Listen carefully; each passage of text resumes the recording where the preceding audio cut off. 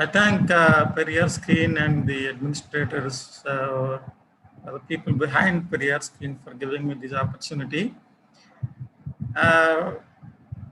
Though I am not well trained to talk about ancient Indian history, but it has prompted me to look into this important area where we are in the context or in the middle of, competing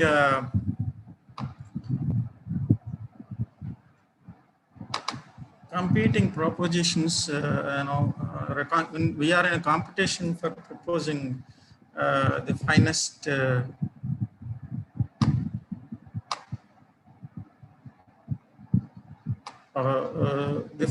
rulers. They could be mythical, they could be historical in this country. But if you look at what is happening now, that we are not caring whether they are mythical or historical. We are just trying to trying to subscribe to some idea and then see if it only has the ability to offer certain cultural and political capital. We are not worrying much about the historicity of the personalities we're proposing. Say, for example, Ramaraja, whether it is historical or not, some of its debate we know. But however, there is visible confusion that is created among the national citizens of this country, that you need not have to worry about historicity of these personalities, but what you should worry about, what you should think about is that how good they are in the text, that description of those individuals in the text. So therefore, apart from those descriptions, what we are, imposed descriptions or narratives on those individuals. So we are just as they are available in the text, we are not adapting them. We are refining them according to our own context. Anyway, so the picture that you see on the screen is Mahabali in a context where the Aryan Brahmins are talking about, or the the majoritarian ideologues are talking about Ramaraja. Shouldn't we talking about Baliraja? So when you compare these two concepts, so which has the better sounding in terms of welfare state? We all know that, if you know Baliraja or if you know Rama, you know that when comparing these two models, you will be able to understand what is the option you have in front of you. So anyway, this is one picture, that earlier picture that I shown to you is a picture or the narrative, the description of an Asura is presented to you in the Vedic Puranic text. And for a long time, the Malayalis went along with that description and the narrative of Baliraja.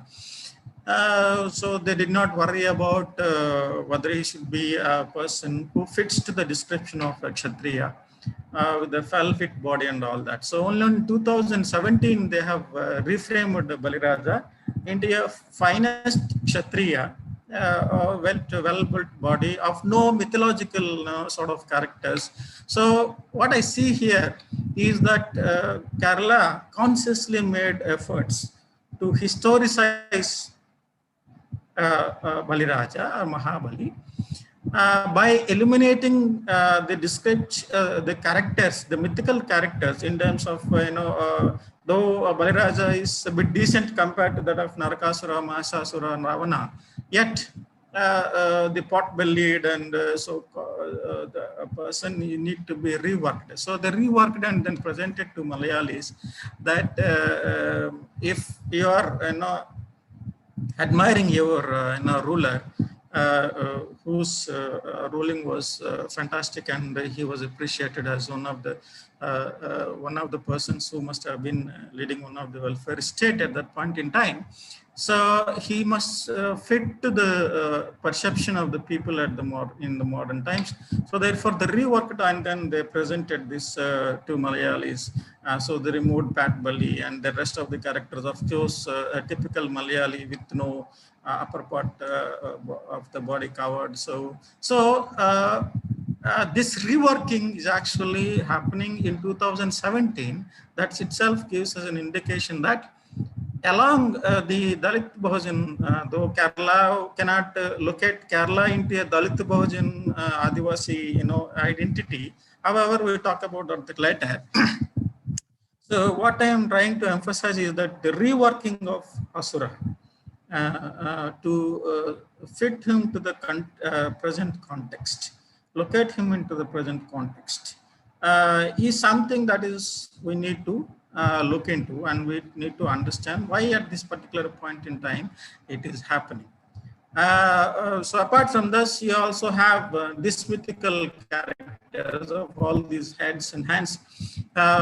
Even till today, many of us, the only few handful of scholars, which is of course increasing, the body of scholars is increasing, the body of literature which is involved in counter narratives on these are increasing. However, India as a majority Hindu community, majority of Hindu community are in agreement with this kind of concept, mythological concept of Ravana. And this is more of, if you look at this picture, this is in Telugu called Distiboma, but is also a sort of Asura or Rakshasa. This picture tells you that two important parts, that Rakshasas are the gatekeepers of the mythical or the mythological empires, or the fortress. The Rakshasas' position is decided as the gatekeepers. Apart from that, here what is very important, that the everydayness of Rakshasa. So in every home, in front of every home, you see this portrait is hanging, made in different printed form, or as well as made out of pottery, clay pot, clay things, made out of clay. These kind of frames or this kind of figure are hanged most of throughout India. So this what I am trying to say, that there is a certain kind of everydayness to Asura. So that everydayness is there to Devas, not as Suras but as Devas. But if you look at the everydayness of Asura or Rakshasa and everydayness of Deva, you will find the difference between how the everydayness has different kind of meanings. What kind of meaning the Rakshasa has in everydayness or everyday language of the general public, or even literary people, how they use the word Rakshasa, when they use the word Rakshasa, what is the context that they're trying to point out when they use the word Rakshasa. So that everydayness is actually very important to look at. So this picture tells that how Rakshasa, though it is a mythical character, but everydayness is provided to this Rakshasa with the intention of not allowing the mythical characters, or that is bad, evil, demonic characters that are allotted to them, are continued to stay with them into the future also. So if you say someone is Rakshasa, what is Rakshasa? Is devil, is evil, is torturous, such kind of virtues are added to them. Even till today, that exist in different ways and different means, and and even in the common language, these words are very popular. So this binary, Arya Asura binary, you also know, and there is a particular ideological shift in this. Both Periyar and Pule and Ambedkar talked about Narasimha, that we talk about later. And this full-length article on this you can see in this volume that is coming in September next month. So coming back to the idea of Asura as a cultural identity of Dalit-Bahujan-Adivasis.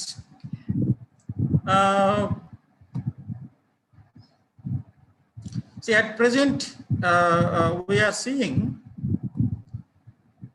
different versions of Asura, not single version, different versions of Asura.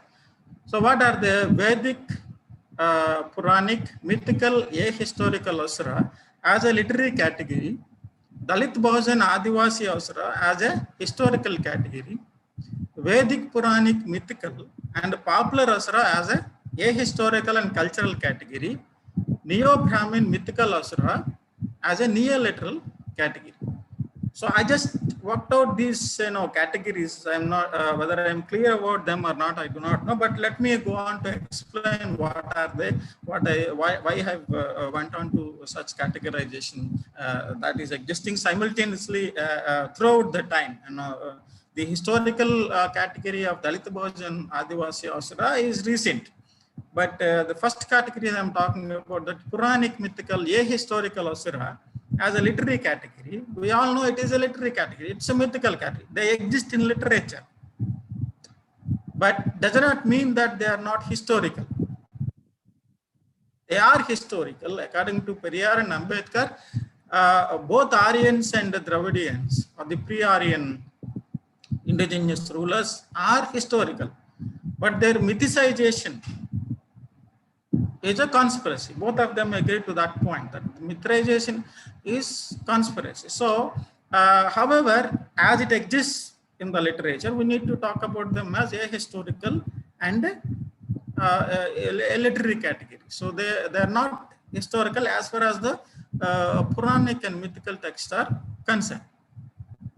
So the politics behind mythicization of the Dravidian kings is understandable, and also the mythicization of Asuras, that is Aryans, is also understandable. Both Periyar and Ambedkar, both Pule and Ambedkar agreed to the point that with the intention of trying to camouflage or cover up the massacre of the Dravidian rulers, the mythicization has adapted by the people who had the command over the Sanskrit language.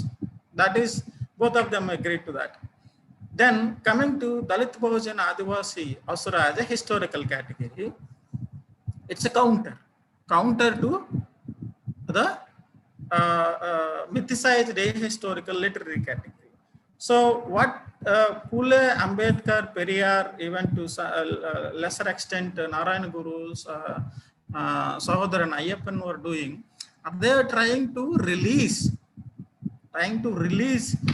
Asuras or the Dravidas from the mythicization. They're countering. So this countering is not today, though, at mass level as a conscious, conscious mass. The Dalit-Bahujan-Adivasis combinedly started a movement in 2011, but counter to the Puranic and mythical narratives of Sura and Asura are not new. They were there in the 19th century, they were there in the 20th century. So 19th century Pule started, Ambedkar and Periyar started in 20th century. So all these people, all these the ideologues of the Dalit-Bahujan-Adivasis are trying to release Asura from the mythical clutches. The descriptions given to them are not suitable to be human rulers, and the characters that are added are demonic. So demonization of Asura is a conspiracy, a socio-cultural conspiracy. So from which these ideologues, the ancestors of today, Dalit-Bahujan-Adivasis, the ideological intellectual ancestors of today's Dalit-Bahujan-Adivasis have worked on them. They produced counter narratives, so that we are using to build the counter culture. So why I'm referring to counter culture? Building of the culture is impossible if you do not have history. Even without history, with a history, people are being to made believe that that is history, and the culture is being built that is being equated to the national culture, and political capital and cultural capital and religious capital is being generated out without any shame and guilt. So if that is the case, if you are trying to build the alternative identities that are very necessary to build the identities, first of all, to realize your goals of socio-cultural and political freedom or democracy or equality, how do you do that without history? So if you are realizing in 2011 or a little earlier that it is important to build your own history, read it, your own history, where will you get? So you have to look into the works that are already done by the intellectual ancestors of Dalit-Bahujan-Adivasis. So they are Pule, Ambedkar, Ramaswamy Naikar, and Narayana Guru, Ayyappa Sahodara. So all these intellectuals have already built narratives, and these narratives are very important to fall back and then try to rework on them, then try to reproduce them, try to analyze them and present to the body of the constituency today that we are looking at, the conscious Dalit Bahujan Adivasi constituency, which is emerging into a bigger conscious socio-political constituency. That constituency need to be informed about,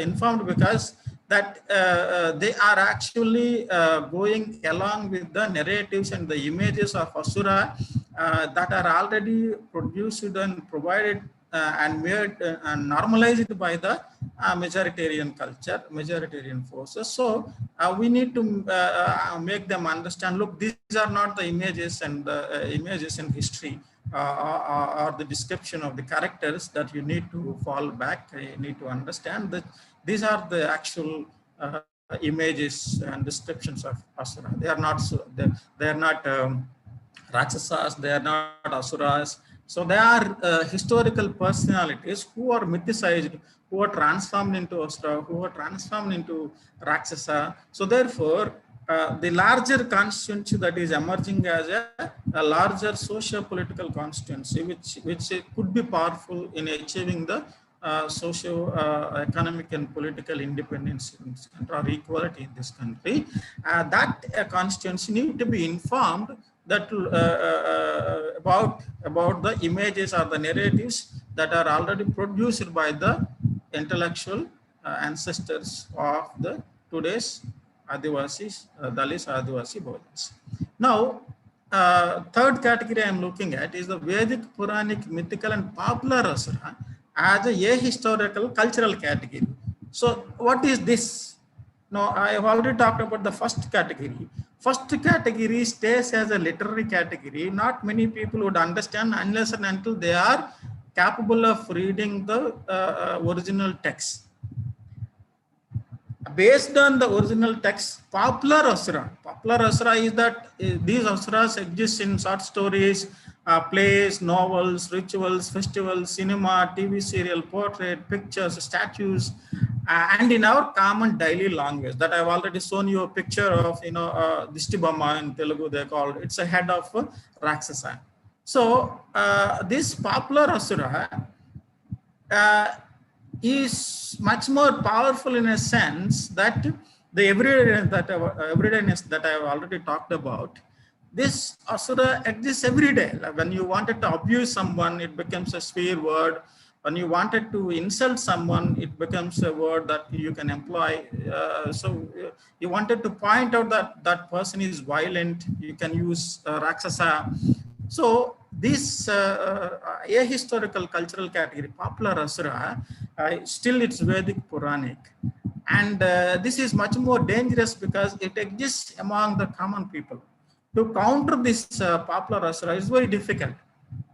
You may not say that, though it is very similar to that of the Vedic Puranic literary Asura, but this popular Asura is gone into the minds of the people. It is very difficult to produce any counter narratives to this because it exists among the common people.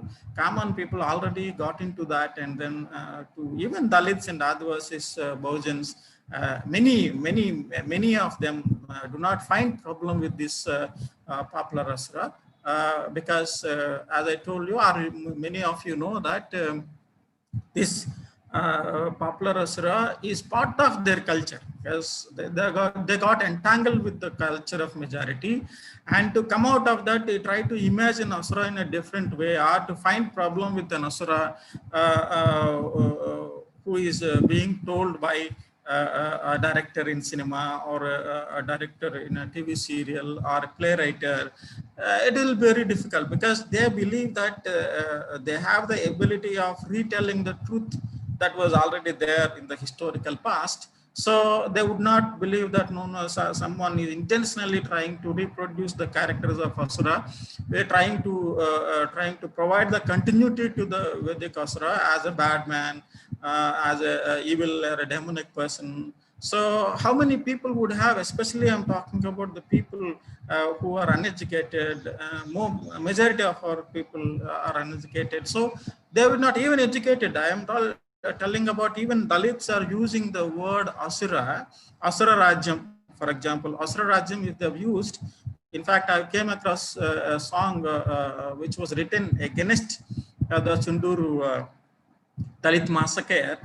So in that, the writer was using the Asura Rajyam, Asura Rajyam. So Asura Rajyam was referring a kingdom of Rakshasas, where the Dalits are being punished, or Dalits being discriminated, or Dalits being tortured, or Dalits being killed. So I am not blaming the writer here who used the word Asura in the song, which is actually a song of protest against the Sunduru Dalit massacre. So I am just mentioning that how even Dalits, without knowing that they are using the word Rakshasa or Asura, who belongs to their history or their ancestors, even the literary people, educated people are using the word. So therefore, without understanding who Asura is, what Rakshasa is, so it is not to blame them, but to tell them how the popular Asura is made to exist. That is also a sort of a strategy, a political cultural strategy. So the popular Asura is made to exist among the people. So the common people would not understand what is it. So they go along with the already provided narratives, they already provided images. So even a Dalit building a home, they will hang up this Distibama of Rakshasa. So even a Dalit writing a poem or a song, they will be using Rakshasa. So this is the constituency where we need to look at if this constituency reached, and this constituency to be talked about, to be transformed into a constituency which understands what is Rakshasa, what is Asura. So that means it takes some time, but however, this constituency is very important, because the popular culture in India is continuously trying to impose narratives of its own. The majoritarian forces are trying to impose the narratives of its own through various ways and means, and it is difficult for many people to understand the politics of imposing these narratives and trying to counter them. So the counter narratives that we are talking about, or the counter culture that we are talking about, is built by those a handful of very minority of the intellectuals belongs to Dalit-Bahujan-Adivasis, but that is not the case with the larger sections of the Dalit-Bahujan-Adivasis. They are still under the impression that the Rakshasa is a Rakshasa, a demonic person, a bad person, a evil person. So Asura is same. So therefore, it is this area which is very dangerous for my understanding, where even small kids through Chota Bhim or Little Krishna, where they at very young age, child age, so they were going bombarded with these images of Asura. So a small little Krishna can fight with a well-built, strong Asura. He can just push him into a way with a little finger. So this kind of imposition of the narratives of Asura, reproduction of Asura, continuously reproducing Asura. You can see domestic sphere. in this country, especially ladies, when they look at the serials. The number of serials on the myths today, mythical narratives, legends are plenty. So, and then reimaging also happening with the new technology. That reimaging is very important area to look at. Even you have the postmodern reimaging, digital reimaging of Asura. So here the imagination has no limits. So as many as bad characters, you can you will ugly characters and looks you can add with the technology. So this popular Asura historical cultural category is very important. Of course, the electronic Asura. Those kind of images we can also understand. So how the now, apart from that, Neo-Brahmin mythical Asura as a neo-literary category. Now, this category is coming back after the counter has started.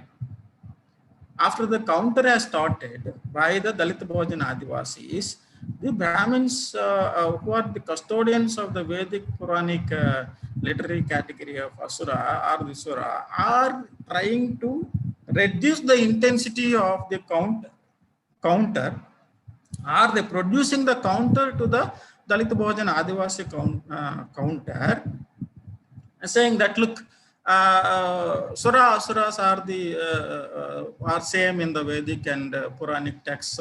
So Asuras we imagined as evil and demonic category of recent times. So they are both sons of Kashyapa, Prajapati. So therefore they are not different. Only in the process of fighting for the power, one has become bad, one has become gone out of the path, the holy path. They are not doing any prayers, while the Asuras followed the path of holy clan, and the Asuras have gone out of it. So in the fight between them, only the one has become bad, one is continued to be good. So there is nothing bad about Asura that we are talking about. So this category, Neo-Brahmin mythical Asura is literary Asura is coming again in the writings of this today people who are countering the counter by trying to present that there is no problem. It is not the problem of the Vedic Puranic texts. It's a problem that is interpretation. So in actuality, they are not so. Not only that, if you look at even people are trying making conscious efforts in order to reduce the intensity or reduce the anger that is inbuilt around the demonization of Narakasura, Mahishasura, Ravana. Say, for example, after the Bhumi Puja of Rama temple in Agra, Saraswati Brahmins are trying to say they have gone to the extent of openly saying that we do not appreciate burning the effigy of Ravana. So he is one of us. And he did some mistake long ago. Why are we keep burning every year? So that is unfair. So this sort of a softened version of the Neo-Brahmanic narratives has some amount of politics in that. Why are they doing it? They were not saying that Ravana is not a bad man in the time where he was existing. They were one side. They were saying that he made a mistake. So that means they are saying that he was a bad person. So, but why are we continuing to punish him? So first of all, he is not a mortal person. We are not punishing him. He is not going through the physical ordeals or physical torture anyway. So, but however, the way they build narratives to counter the Dalit-Bahujan-Adivasi narratives are very difficult to understand, but we need to understand them. So why are they doing it? Why all of a sudden showing some amount of love and concern on Ravana after the foundation stone laid for Ram temple? So how do you understand that? Why are they expressing after that? So they could sense that there will be certain amount of anger. And that anger need to be countered by a narrative. That narrative is, look, that person did something wrong ago, some centuries ago, some thousands of years ago. So why are we still punishing? So he is one of us. We should So this is a model of appropriation of Ravana into the larger story and trying to eliminate the not the negativity that is allotted to Ravana in the early times, but to counter the anger that is existing among the people who are claiming his identity as their identity. So that is what is happening. So this is also need to be looked at. So this category is also emerging at this point in time. So how these counter narratives are built. So counter narratives to the already existing dominant mythical and Puranic narratives of Asura and Rakshasa. First is that they would oppose the Dalit-Bahujan-Adivasi intellectuals. They would oppose the Puranic and Vedic descriptions or the construction of Asura and Sura. Then they ask for a cultural separation. They initiate the process of cultural separation, and then in the third stage, in the second stage, they initiate the process of cultural separation. They look at the process of cultural separation by first opposing, countering the narrative, then constructing the culture. First of all, you need to counter the narrative to construct the counter culture. So first, in the first phase, the Dalit-Bahujan-Adivasi intellectuals would attack that's what Phule, Ambedkar, Periyar did. They attack the narratives, majoritarian narratives, and then they build the counter narratives. Based on the counter narratives, counter culture need to be built. So to do that, we need to release it has felt on the shoulders of Ambedkar, Periyar and Phule to release the people from Asuras and Rakshasas from the mythological narratives and descriptions. But however, the Dalit-Bahujan-Adivasi larger constituency, only intellectuals try to understand because they have the ability of reading it, but rest, the larger population had no access to those narratives produced by Phule, Ambedkar and Periyar. So these narratives need to be popularized. So first phase of the counter narrative is to counter the majoritarian narratives. Then the responsibility falls on the shoulders of the today's Dalit-Bahujan-Adivasi intellectuals to popularize the narratives. Those narratives automatically leads to the construction of the counter culture. So if you look at this 19th century building the base for the contestation. So first of all, those narratives are contested by Phule, Ambedkar and Periyar. Then further strengthened by Ambedkar and Periyar, the 19th century first Phule did it. Then in 21st century, as I've already pointed out, today's Dalit-Bahujan-Adivasi intellectuals have to take it further and then translate those counter narratives into an actual counter culture. One point that the historical liberation of the Dalit-Bahujan-Adivasis is very impossible unless and until the history is released from the history that is existing in the margins of the majoritarian narratives. That is to be brought into the mainstream and presented exclusively to the Dalit-Bahujan-Adivasis, that it is as their history, and then try to build the counter culture on that history. Then only the socio-cultural and political liberation is possible. If without, the point is, without history, the building of identity itself as a composite cultural identity, Dalit-Bahujan-Adivasi identity as a composite cultural identity is very difficult. Why Asura is, this is very important point here. Why Asura has that ability? Rest, we have fragmented pieces. We all know that. Dalits, Dalits are, one, Adivasis as one, they got compartmentalized in many ways, and the OBCs is one, so they got compartmentalized in again. So, however, all these pieces together, if you need to come together as a composite cultural agents or constituency, only Asura and Sura seems to have offered such an opportunity because it is a larger, it's a larger, there were ancestors which believe that we still maintain some sort of connections. See, in JNU, it was started by the OBC association, and Adivasis in the North India already for a long time they have been worshipping Narakasura, Mahishasura, Ravanasura in North India. So therefore, it already in a larger identity is already available to them. Only we need to make efforts to bring them together. So Dalit certainly claims ancestry to Asuras, and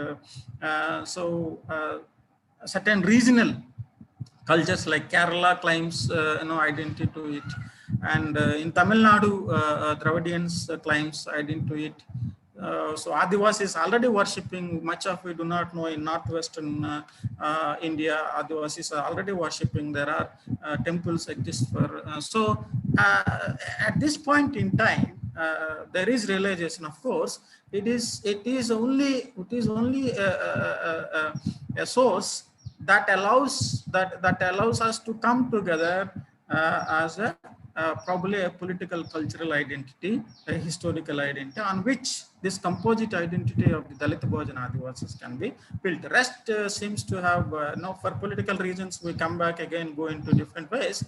But as a historical identity, Asura seems to have offered us a good opportunity to build the identity on their history. So therefore, rewriting the history is very important. So, however, we might fall into the problem of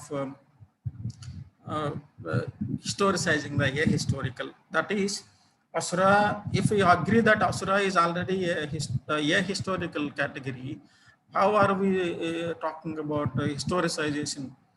That is contradictory to each other. So ahistorical cannot be historicized.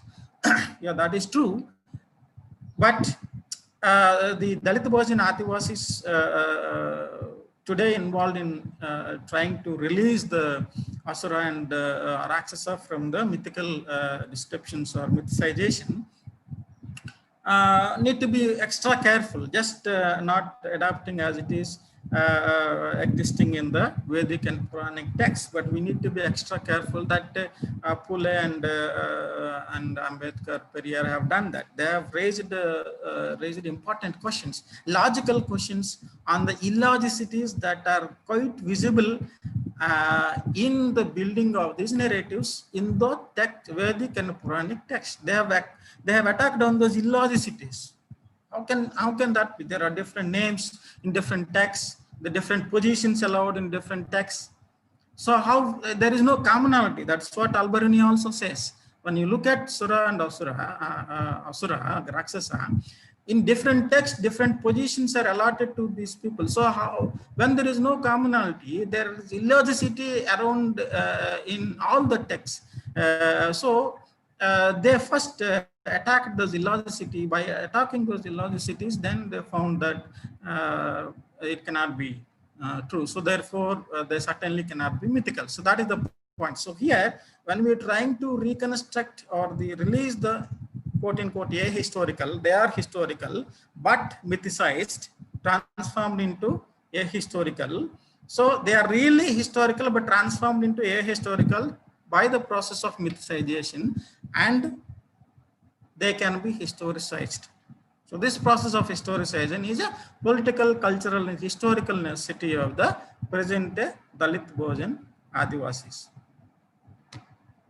So for that, you need to reread, rescue, and rewrite. The texts need to be reread, rescued, and rewritten. So we have to highlight how the illogicities went into in the creation of the Asura and Rakshasas, and we need to see to what extent they can be presented as the real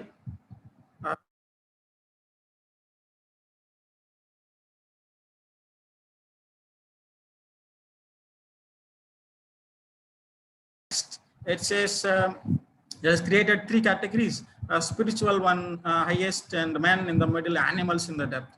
And another brahmanas, there were eight spiritual beings: brahmana, Indra, Prajapati, Saumya, Gandharva, Yaksha, Rakshasa, and Pisasa.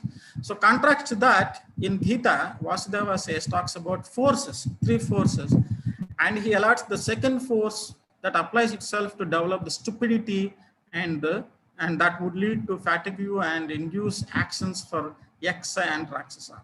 So here, two different texts. While in the first, the Rakshasa in the position of worshippers, in that in Gita they are in the different position. They are stupid people. So like that, there is an existing confusion between the texts that is pointed out by Al-Biruni. So after that, he came up with eight classes of spiritual beings among the Hindus. You can see that. And in the Matsya Purana, he found that is also allotted varnas to different sides. Eastern side to Brahmins, north side to Kshatriya, south is yellow to Vaishyas. Eastern side is white to Brahmanas, north is red to Kshatriyas, south is yellow to Vaishyas, west is black to Sudras. So that is also quite, according to him, is like, how did that happen? So what is the logic in allotting the colors to sides, different directions? Now, Pule, if you look at, Pule was trying to, in slavery, Pule was trying to produce counter narrative in slavery, and he has understood the Aryans as Vipras and Upadhyayas, the local Brahminical names, and then he was trying to understand, give the name Kshatriya.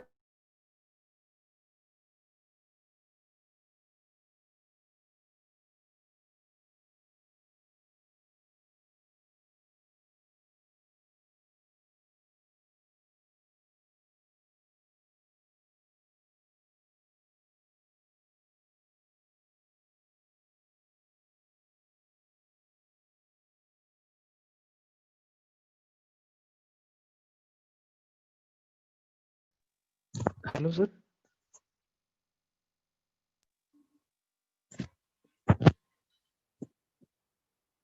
Hello, sir. Your voice is breaking.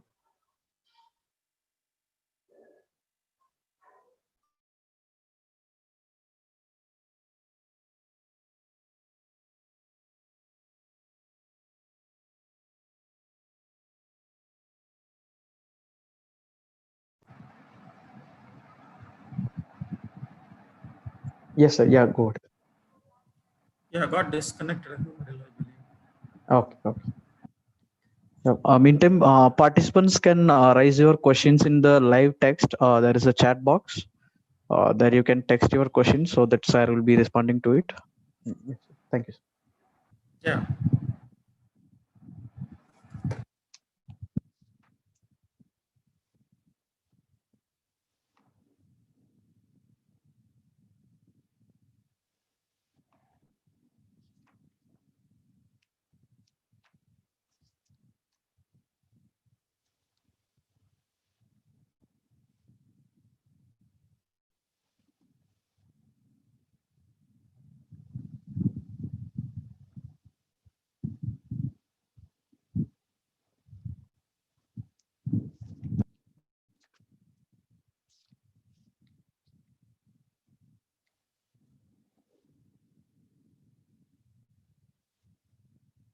Hello, are we still on?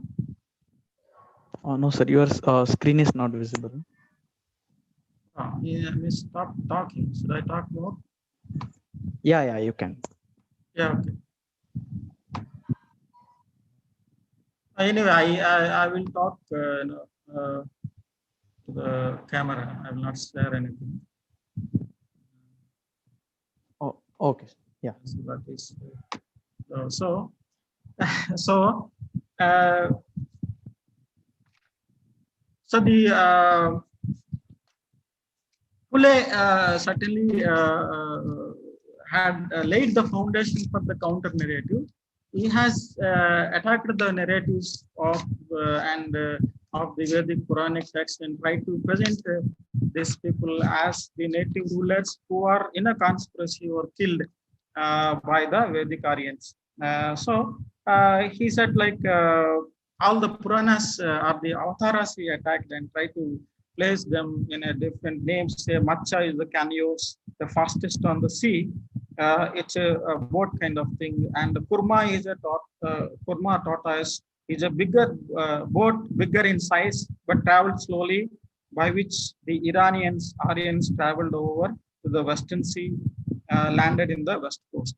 So, what Periyar was trying to do, he was trying to locate the Puranic texts and their meanings, like Kurma, what can be Machavatara, what can be Kurmavatara. So he was trying to, they are not fish or not tortoise, it's a boat, a small boat and a big boat. In the small boat, they can come quick, in the big boat, they'll come because of its size, they'll certainly come slow. So this way he was trying to look into. So it is like, what nonsense Machavatara, what nonsense Kurmavatara. So it is actually not that. It is a boat. They were coming in a boat, and that one is bigger. But if it is Macha, it is small boat where it can travel fast. If it is Kurma, it's a bigger boat. Certainly, it will travel slow because it was not mechanized. So like that, he was trying to locate the avatars within the historical context. And he questioned the absurdities of the various avatars, starting from Macha, Kurma, Vara, Narsimha, lion head, and human body, and dot. Apart from that, we also try to locate the entire context or the conflicts between the Aryans and Dravidians between the rulers. That is, Macha is Sankasura. So Macha, whoever is the ruler, was fighting with Sankasura. Kacha or the Kurma was fighting with Kashyapa. Varaha, Narsimha, is fighting with Hiranyakasipa. Vamana was involved in war with Baliraja and as well as his son Banasura. So, if you look at this, certainly you would understand Pule was not agreeing to the descriptions or the textual narratives that are presented to us. So, if you look at the way they are fighting with each other at different levels, at different objectives are determining the wars. So from Matsya to Varaha, the conflict seems to be political, but from Narasimha onwards, it seems to be a different, an imposition of culture. So Narasimha, Prahlada, or Prahlada is a worshipper of Narasimha, where his father Hiranyakasipa opposing him. That's what even Ambedkar also believes, that it's an imposition of culture. So he was trying to attract, the Aryan culture is trying to attract Prahalada, who belongs to a Dravidian culture, and his father is opposing it. So he points out the unfairness of the, his attracting his son towards the culture, and he opposes it. But that story is presented as that the worshipper of son who is attracted by the Narasimha, but he is opposed by his father. So father need to be, so father is the devil, father is the demon. Even he is not showing concern on his son, so he is ready to kill his son. So this kind of narratives are very Pule is seeing them as a cultural imposition. A a cultural, even Ambedkar also says same. It's a cultural imposition. So that's how we have to look at. So if you do not agree to the narrative that is present to us and counter it, then you'll try to understand the possible real reasons why there was this episode of Hiranyakasipa. What is this episode of Hiranyakasipa? Should we go on with the narrative that is told to us by the majoritarian cultural forces, or we need to look at different ways? So therefore, the Pule has already provided the method of trying to look at differently. Later, Ambedkar also did the same, that they have not agreed that Hiranyakasipa is a demonic ruler. He was trying to protect his culture, he's trying to protect his language, and is trying to protect his religion by not letting his son to go into the Aryan culture. So that's how Periyar also looking at it. So Periyar also gone to the providing different Diwali reasons for Diwali. So why do we celebrate Diwali? We know majority culture gave us why should you celebrate Diwali, and in that also there are various regional variations across the so Ravana has a pan-Indianness, and Narakasura has a pan-Indianness, Mahishasura has a pan-Indianness, but in terms of why do you celebrate Dasara and Diwali, there are regional variations. So that regional variations are also never explained why. Then secularization and imposition of majority culture on others.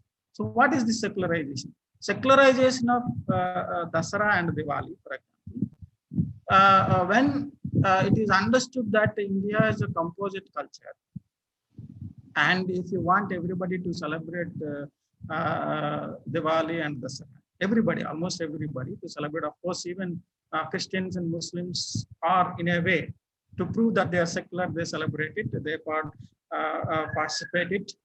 So they're supposed to, in a sense, prove that they are secular. Others, in fact, rest of the people need not have to prove that secular. It is inbuilt that they are secular if they're not raising any objections to the cultural festivals that are celebrated by. If you're not participant in that, don't write objections. Not raising objections itself is very magnanimous. So therefore, I am cultural. I am secular. So if I don't object to your culture, I am secular. I need not to be participant in that. But that is not the case with the Muslims and Christians. They're bound to be part of the majoritarian culture. Secularization is actually is that a simultaneous interpretation or simultaneous narratives of what is Dasara and Diwali. That is, for example, Diwali is the festival of lights and prosperity, and Dasara is good is winning over the evil. So these are the secular interpretations, but in actuality, totally they are not secular. Simultaneously, they exist.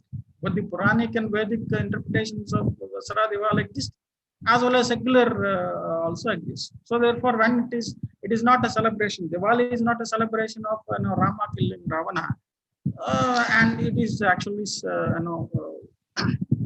lights, festival of lights and prosperity. So why don't you participate it? So what is the big deal about it? It is neither Hindu nor any kind of festival. So it's a festival of lights. Lighting lamp is not a big problem anyway. So therefore, you're part of it. You can be part of it. You should be, quote unquote, you should be part of it. Then in that secularization simultaneously automatically leads to the universalization of the providing pan-Indianness to the Hindu dominant culture. Then apart from this, if you look at Diwali and Dasara, it also took the turn of when the capitalism became a major force of deciding the production in this country, consumption in this country. The Diwali and Dasara are also appropriated by the neoliberal capitalism, and it has transformed these festivals into the big festivals, where everybody can enjoy. So they will not, in fact, traditions for them are important areas of promoting the consumption. So Diwali and Dasara are two important areas where the capitalism find it very interesting, and then they can in different ways they can promote.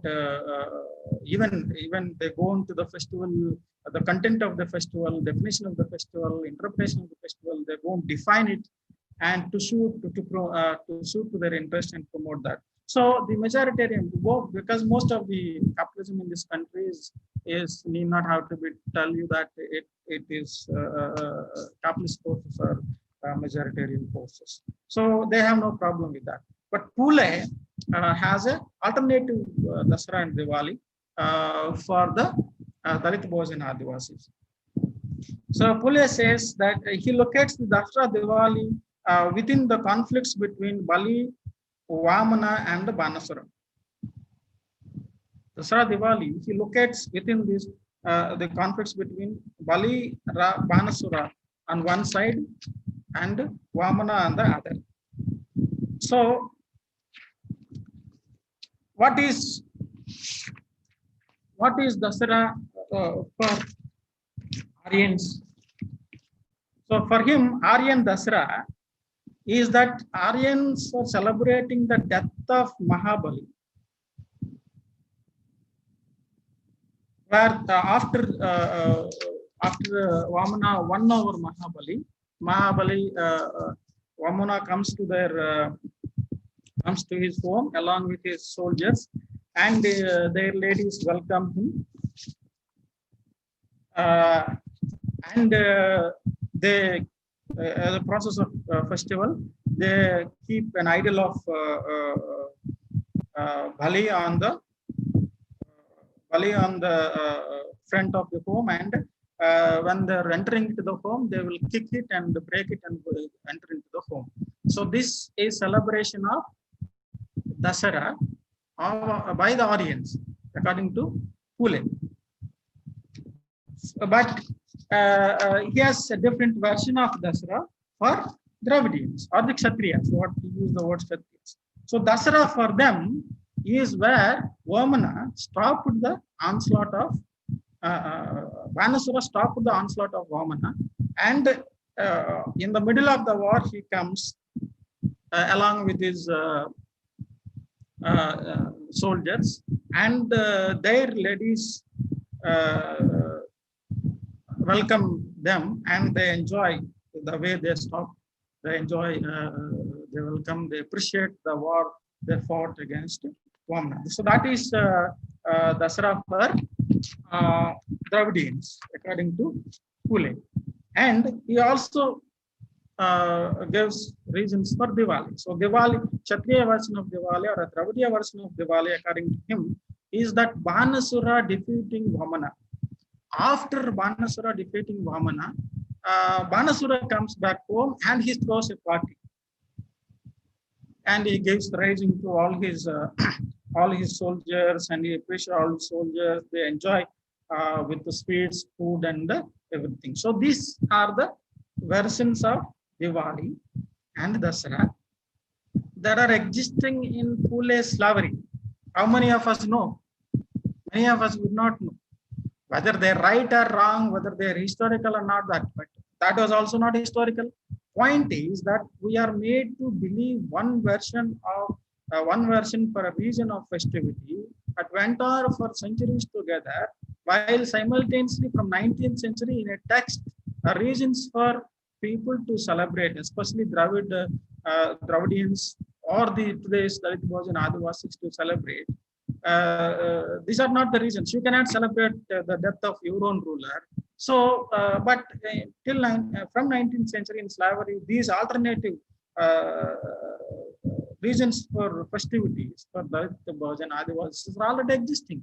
But then the focus, to this extent, focus was not gone into this text. So now we can see that Rama killing Ravana cannot be a reason for the Diwali or Dasara for the Dalit-Bahujan-Adivasis. Pule already given you an alternative, so where you have to celebrate. So time and day and all those things can be decided. He also mentioned the time and day.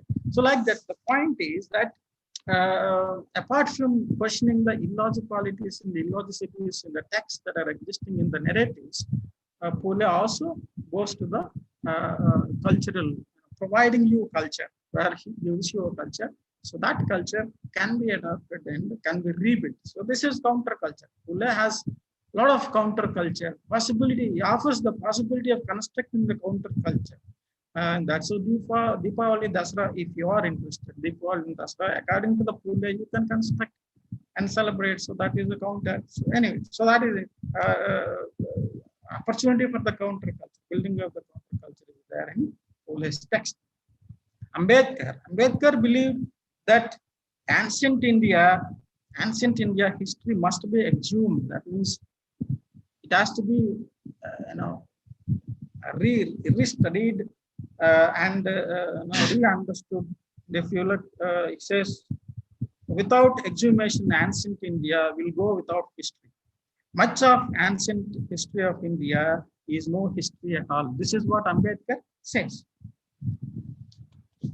It's not mean that ancient India has no history. It has plenty, but it lost its character. It has been made mythology to amuse women and children. It seems to have done deliberately by the Brahminical writers. So by the mythicization, the ancient Indian history lost its character, historical character. So that needs to be exhumed and rewritten. That's what he was saying. So he approaches the history of ancient India from the side of racial theory, from the side of untouchability, from the side of long ways. He says that entire Indian history, if you look at the pre-Aryan history, there was one long ways called Tamil. Both that was actually there was no Dravida Aryan race. There was one single race. While the Naga race was the original race, that was, but the Naga race has gone under the influence of the Sanskrit. It lost its originality, while the Dravidians have stuck to their original language called Tamil.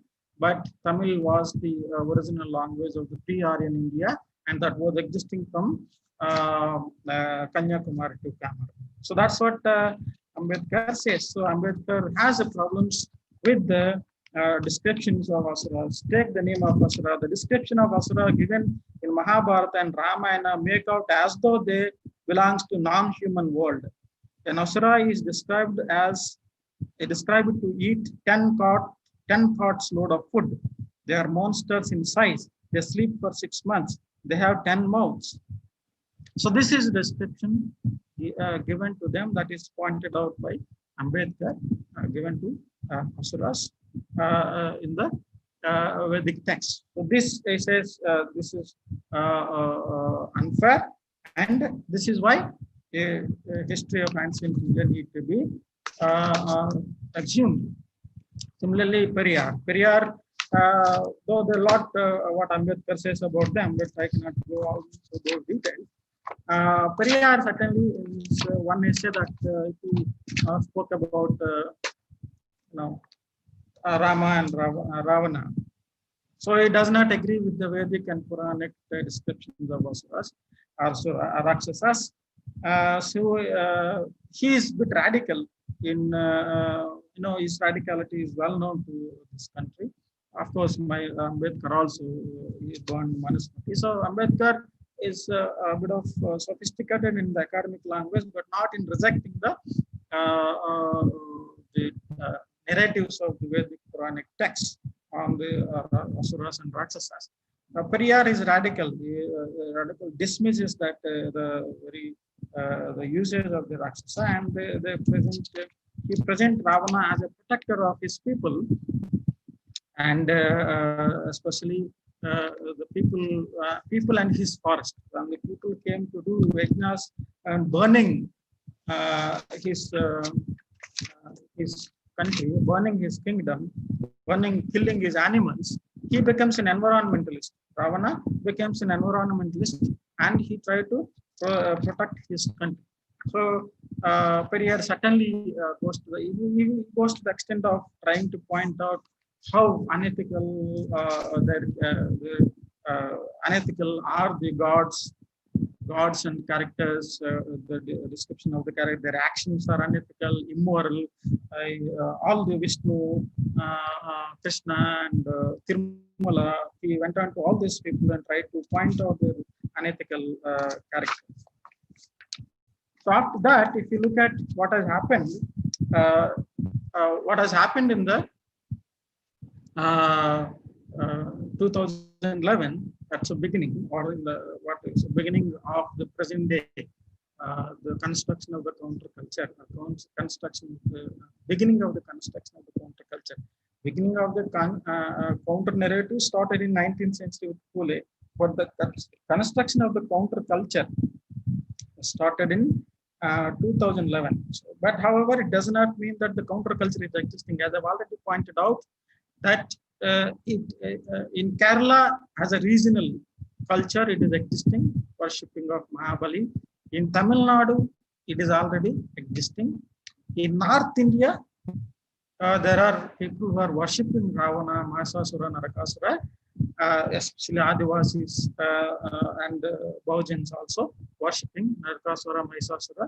But as a combined effort, what happened here in 2011, what is speciality about the Mahasasura celebrations in Jawaharlal Nehru University is that a new agency is becoming conscious about climbing its culture. It was busy being intellectual, producing stories and producing literary, theoretical work and all that stuff, analysis, all that stuff. But today, in 2011, it became an agency that understood that it is important to climb your culture. So after that, when prior to that, you can see throughout India, as I've already pointed out, celebration of Dasara, Diwali, which is actually celebration of gods winning over the Asuras and Rakshasas. That's what is the real. But then it can you can have different kind of interpretations. But that is not the point. So what is that? The homogenization of it, or making into a pan-Indian cultural across caste and across communities, is already an existing practice, a cultural practice. So to counter that, you need to be courageous, and it took some time to enter into the arena of building the counterculture. For example, in schools, especially in Andhra, where I was studying in my school till 5th standard, there's in Dasara, during Dasara, Vinayak Chaturthi and Dasara celebrated in the schools also, like we do it in the universities and schools. So it is normalized to such extent that it becomes compulsory for a school and college or the university, to the extent universities, to celebrate Dasara. So Dasara becomes everybody's festival. So since it has gone to the extent of school, even small kids, why are they celebrating? They do not know. They would not know Ravana and Rama, or Durga Devi, Mahasasura. They would not know. What they know is that it's some festival. When I was kid, I would not know why was I celebrating. There was a festival that I have written in one of the articles. There is elaborated festival that we all go into the schools.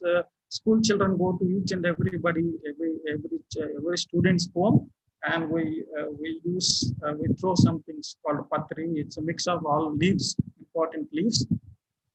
So then we go on. We get whatever given by the parents of the student. Parents of the student give something to the teacher. On that day, teacher will collect something. So this normalization, where even why are you celebrating Dasara does not come. Even many villagers would not understand why are you celebrating. But so it has gone to the extent of impacting the minds of the schools. It's a major narrative. So that was countered for the first time. Even we all know that as educated people, we celebrate Dasara, Diwali, especially Dasara in the institutions. So that became also very normalized practice, despite knowing that even in the government-sponsored institutions. So abnormality is never understood, never questioned. So when it started in 2011 in Jawaharlal University, then it spread to different areas, especially movement picked up in the North India, where there are already the major Adivasi belt in northwestern India. They already started celebrating. The number of celebrations, the participations, the meetings have increased. In South, of course, already in 1974, Ramlila, counter to Ramlila, Ravana Leela is already started by Mariammai here. The South is not actually behind, but as I pointed out, as a single whole, composite whole, conscious effort of constructing the counterculture was not started. So, genuine movement by the Bahujan-Adivasis, the celebration of Asura as a counter to the Dasara festival in the university, as a beginning point. After that, entire Dalit-Bahujan-Adivasis of entire India have responded, and quickly that turned into a sort of an opportunity for the counterculture. So everybody started participating in it, and then the intellectuals, Dalit-Bahujan-Adivasis intellectuals, are looking into it. What is this? So are there any alternatives? So when you look back to Pule, certainly there is an alternative. When you look into the northwestern culture of the Adivasis, certainly there is an alternative. And that alternative, as I found out, is actually historical, in a sense that the leaders of the Adivasis who are actually allowing the celebration or developing the culture of celebrating their ancestors, they found that it is not the celebration of the mythical character. Ravana, Narakasura, Mahishasura for us is not a mythical character. He is a historical character for whom we are not worshipping, but we are reading, understanding. Historically, we are understanding him. So there will be meetings, there will be no celebrations, though there are temples are there. But however, the educated are not allowing their larger constituency called Adivasi, generally even uneducated Adivasis, they are trying to bring into the new cultural pattern where we don't celebrate, we don't worship, we read, we understand. We try to understand who is Ravana, who is Narakasura, who is Mahishasura. So like that, from 2011, there is this conscious effort to build the counterculture that might be a possibility in course of time. So anyway, so even Periyar, as I mentioned, that he has gone to the extent of building the alternative narrative, and he is radical. Narayana Guru has in fact has said that in 1911 and 1914, I believe 1914, he said, like, if I am, he was a guru in a sense. So he's a sage. In 1914 itself, he said that if I was Sambuka in Ramaraja, I also could have been killed. So that is the position of Narayana Guru. So which means he is very conscious about what is what. And his disciple Sahodaran Ayyappan also as opposed when Madan Mohan Malavya went to Kerala in 1920 and raised the slogan of Sri Ram. He said a leader or a ruler who killed Sambuka cannot be the leader of us. So this statement was made by Ayyappan, Sahodaran Ayyappan. So like that, there was alternative narratives are available. Alternative culture need to be constructed, and we need to look at the possibilities of the alternative culture. So, but in the process of building that alternative culture for the Dalit-Bahujan-Adivasis, one need to be careful that to the larger extent, to the maximum extent, you need to be careful that the culture that you build cannot be illogical, abnormal, and it has to be democratic. It has to be a culture that accommodates everybody, and certainly you need to be historical. So in a sense that as I've already pointed out, that in the Kerala made provided an example by reimagining Mahabali as a person who is not so mythical. He became historical in a sense, maybe first step towards that. And Adivasis in North India, as I've already pointed out, they're celebrating their historical heroes, not worshipping them. So they're reading their history, their understanding, imparting the learning, imparting the knowledge on their historical heroes to their children.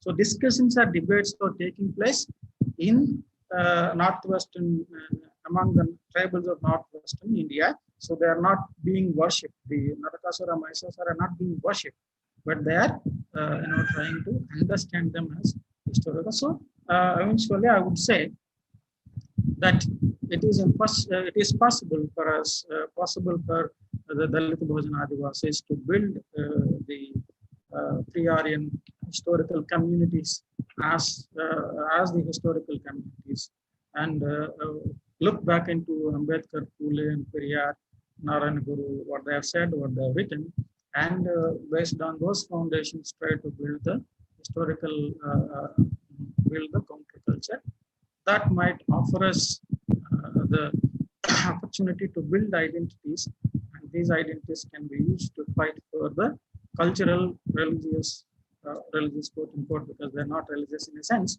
cultural, social, economic, and political justice. So thank you very much for listening. I'll stop here. Yes, thanks a lot, sir. You have given a historical narrative that how the Asura has become the cultural identity of Dalit, Bahujan, and Adivasis of India. So here we have a few questions in our chat box, and before going to read that, if any of the viewers ask any questions related to the webinar, the title Asura, the cultural identity of Dalit, Bahujans, and Adivasis of India, you can text in the live text box. So it is there below the YouTube live video where you are watching. You can comment them. So here the first question is from Dr. Chitra. She has a doubt that how to eradicate the through Periyar ethics, and then how to change the people's mind. That is a question we got in the chat box.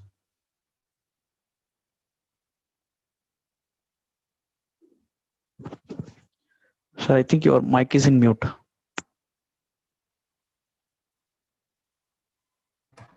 So in the chat box, we don't see any question. But Yeah, no, the it's question there. that you have read out to me is not. So I am in Zoom or what? Yeah, we are in Zoom. The question was in YouTube. The question is. So I can't see it. You'll only be reading it. Yeah. How to eradicate? Okay, so yeah, how to eradicate the concept of superstition through Periyar? What is that? And then how to eradicate the concept of superstition through Periyar ethics, and then how to change the people mind. It's not clear. Your mic is not clear. Yeah, just a minute. I'll just text you so that you can see in the chat box. Yeah.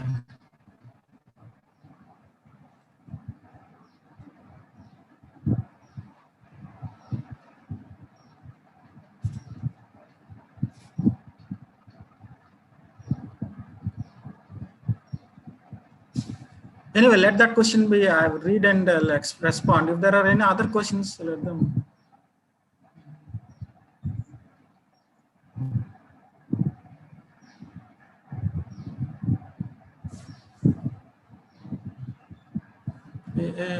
Chat box, okay. Chat box, one question: how to eradicate the superstitions through Periyar ethics? How to change the people mind? See, see, this is actually the eradication through Periyar ethics. Yes, it is possible. How, in the sense that it is the Periyarist followers of the Periyarist. First of all, they have to set an example. by strictly following Periyarism. Unless and until, see, Periyar is not alive to tell that you are not doing what I say. So the soldiers, the responsibility of promoting Periyarism as a philosophy against superstitions will fall on the people who are the followers of Periyarism, and their life becomes an example for the rest to follow. Especially people minds, especially the superstitions as a culture, essentialized culture. It is not the culture that you can leave at any point of time, but unfortunately people, gullibles in the sense people who do not have enough resources to meet the problems of life, automatically we pushed into believing in things which they should not be believing. There, as I told you, that it is very difficult for them to leave the superstitions. Unless and until the superstitions, to remove the superstitions, you need to be economically developed. Otherwise, it is very difficult. It is the economic lack of adequate economic resources to believe, make you believe things that are not true. So, one is that if you are economically, say, well equipped in the sense you have a decent resources to deal with your life, you would not want any superstitions. That is number one. Second is, to deal with those things, Periyarism is important. That need to be promoted by the Periyarists or any educated person who read Periyar, that there is a possibility of peaceful life if you follow Periyarism, or if you avoid superstitions. Superstitions give you pain and suffering, nothing more than that. So therefore, if you wanted to avoid them, you need to produce counters, or to provide consciousness, explain what is what, because it is provided as culture. Just economic resources, adequate economic resources may not sometimes work against superstitions. People simply would not believe them alone. But however, if you rationally explain, that's what Periyar does, rationally explain. So these two things should simultaneously do. One is that adequate economic resources should be there. On the other side, you need to explain the illogicalities inbuilt in the superstitions that are anti-Dalit, anti-Bahujan, anti-Shudra, anti-woman, anti-child. All those things need to be explained. If these two things go together, certainly the superstitions in a time period certainly would go. Yes, sir. Thank you, sir. Sir, am I audible now? Yeah. Yes, sir. So there is a question that we have from our groups we got, that how come celebrating Asuras will be the right point when it is myth, when it is becoming a myth? It's a story written in some Shastras, Puranas, Vedas, and celebrating Asuras, how it will be scientific? It will become superstition. Yeah. So that's how I pointed out. It is very difficult to release the Asura. Asura is not Asura, is Dravidian. Point that we need to first of all understand, that we are not celebrating Asura, but as the majority narrative given to us as Asura, let us understand as Asura. But we are already pointing in the main emphasis was on they are not Asuras or Rakshasas. Asuras are names, Vedic names or mythological names given to gods as Asura, and the Aryans as Asuras, Dravidians as Asuras. So now when we are trying to culturally understand, historically understand, if you say Dravidian kings and myth translating into reality, or it may not sink well. So first of all, we have to go use the same words. So we are not agreeing that they are Asuras. We have not agreed that they are Asuras. They are not Asuras. They are Dravidian rulers, the pre-Aryan rulers who are transformed into Asura. Accepting the word Asura is for cultural purpose, that make people believe that, look, they were given those names, but those names are not real. So keep that name as it is and try to say that it is not what it is. That's the point here. So it is not celebration of Asura. When you are celebrating historical Dravida or historical Naga, But when it comes to culturally understanding, we are using the word Asura. So we don't say Ravana is Asura or Rakshasa. He is a pre-Dravidian, pre-Aryan ruler, native ruler. That's it.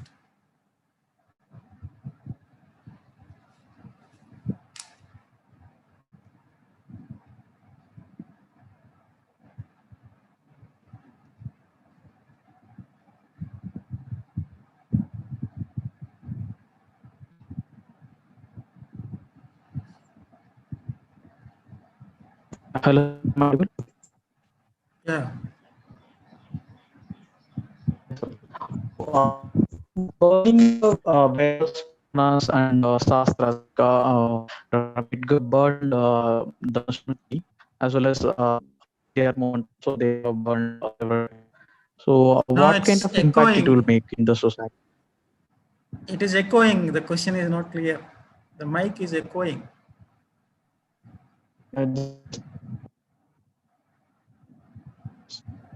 So am I audible now? Yeah. Yes, sir. So what kind of impact that the burning Shastras? Yeah, burning Shastras will have on. Yes, the question is off read. Yeah, actually, sorry, sir, there's a technical problem I'm facing here. Power cut is here. So, yeah, what kind of impact the burning the Shastras and Puranas will make in the society? I don't think it will have a big impact, but it is only an act of rejection. An act of rejection by Major, as I told you that. So, how many understand burning Manusmriti or breaking ideal of Ganesha would have an impact in a sense. Like many of the people are not connected, not known. How many Dalit-Bahujan-Adivasis knows that Ambedkar has burned Manusmriti? Not many of them. So this is where the disconnection between, in fact, in my article in that uh, the volume, I've said that there is in university there are these metropolitan subaltern, and in the villages and semi-towns we have peripheral subaltern. So peripheral subalterns and metropolitan subalterns, though could be one and same, but their engagement with each other is very less. So therefore, you read Periyar, you understand, you don't propagate. That means it has to be translated into a sort of a conscious promoting program, not among those people who understand what you say, but among those people who don't understand what you say. In a sense that we have to develop a different language and tell it to the people in the villages or in the semi-towns that this is what the pay is. So therefore, the acts of rejection, acts of protest might not translate into a larger change, but however, they were just acts of rejection. That acts of rejection, if the latter communities, of intellectual communities or educated communities who are developing consciousness, make them big in a sense that take them as an act of rejection. That why, if it is holy, why it is burned? What is the reasons? You have to explain the reasons even to uneducated person. So they do not know. So you ask any uneducated, when did this happen? And so no, I do not know. So when did this happen? I do not. So such kind of questions you can face from many people. So which means Ambedkar burning Manusmriti, even if it becomes a news, the only people who reads it understand. And even if people see it, I found it very difficult. Even the highly educated Dalit-Bahujan-Adivasis are still caught under the majoritarian cultural structures. They are not able to come out of it. Even if someone saw that, someone read the news about Ambedkar has burned it, burned Manusmriti, they would not raise question, what is Manusmriti, why did he burn? Because they are already, they do not know what is Manusmriti. They do not, to a larger extent, even if he is Dalit Bahujan Adivasi, they do not know Ambedkar. Then the act of protest or the rejection comes into. So therefore, unless and until Ambedkar is promoted, Manusmriti is made to understood, What is Hinduism is made to understood, discriminative systems of Hinduism is made to understood. Then otherwise, these acts of rejection would only become a sort of things that are to be done for the intellectual world to understand, or the educated world to understand. Educated is also quote in quote. Educated in the sense, not all Dalit-Bahujan educated understand what is Ambedkar, even Periyar, and what is. So therefore, there's almost 50% of the Dalit-Bahujan-Adivasi educated are unconnected to the culture of protest and culture of rejection, or the culture of your own. So these three areas, they are not connected. They are still in the larger majoritarian mainstream culture.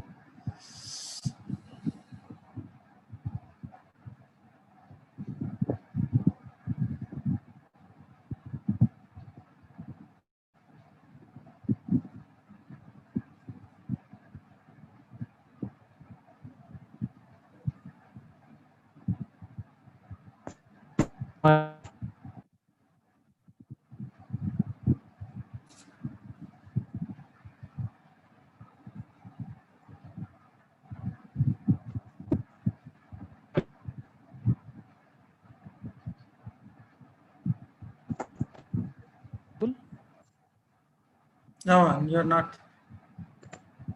Yeah, just Yeah.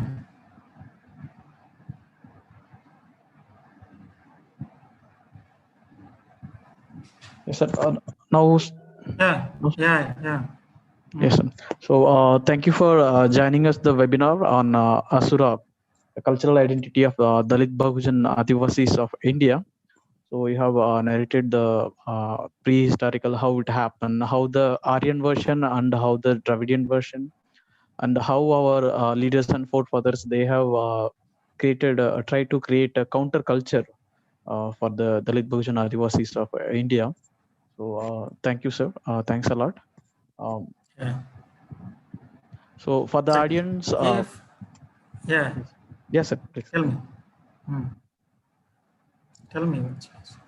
Yeah, if the audience wish to buy the book online, so it is available in Amazon. You can buy the Oxford Press publication also, Dr. Ambedkar's Quest for Justice. So it's published by the Oxford Press, and as well as Dr. Srinivasa Rao's new book published in Amazon Kindle. You can see that Subaltern Speaks. It's published by Carter Publications. The link in the description box, you can find it.